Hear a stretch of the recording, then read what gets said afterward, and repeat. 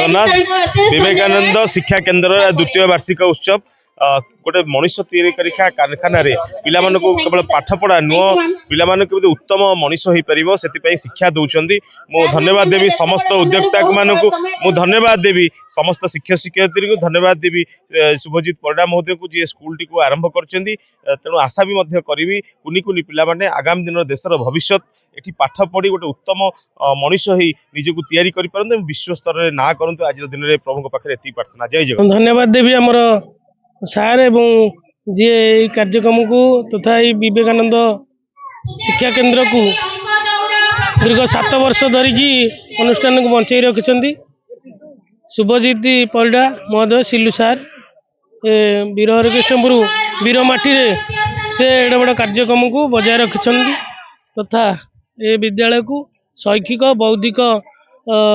दिगरे आगे नहीं समस्त शिक्षक शिक्षयित्री तथा विद्यालय अध्यक्षा प्रधान शिक्षयित्री चिन्मय रथ मैडम जे एडे बड़ मनीष तैयारी कारखाना को परिचालना करुछंती एवं यही जो कार्यक्रम को रोमियो सार आ जो भाई माने सहयोगी माने अति आनंदर सहित उत्साह सहित कार्यक्रम परिचालना कर धन्यवाद जनाऊँ आम जो ये शिक्षा केन्द्र दीर्घ दिन धरी एमती तार शैक्षिक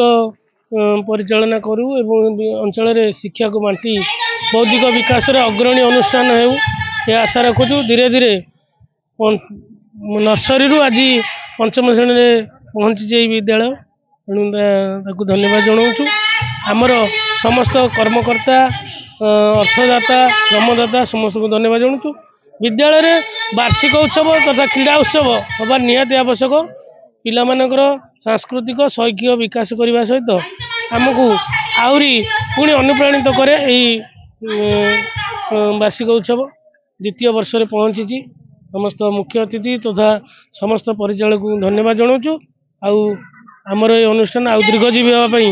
भगवान जगतरनाथ जगन्नाथ कोटि ओडियार मौड़मणि कोटि कैबल्यनाथ पाखे प्रार्थना करुचु जय जगन्नाथ। चिन्मय रथ मुझे विद्यालय प्रधान शिक्षयित्री आज आम द्वितीय वार्षिक उत्सव अनुष्ठित करूँ बहुत कष्टसाध्य जीवन अतिक्रम कर आज आम ये पहुँचीचु से स्कूल समस्त शिक्षक शिक्षयित्री आमर जो स्रष्टा अच्छा समस्त धन्यवाद वयोज्येष्ठ व्यक्ति मानक धन्यवाद से कार्य उपस्थित होती आम अनुरोध रक्षा कर पहुंचते से अशेष धन्यवाद समस्त ज्ञापन कर मेसेज रही पे भविष्य आगू केमी जी जीवन केमी श्रृंखलित भाव में गढ़ी उठे आम सतत चेष्टा करूँ आज आम पिला मनोरंजन करने किसी कार्यक्रम आम कर जोटा कि आम चाहूँ से आगामी भविष्य में से मनोरंजन निजक नियोजित रखु बस धन्यवाद।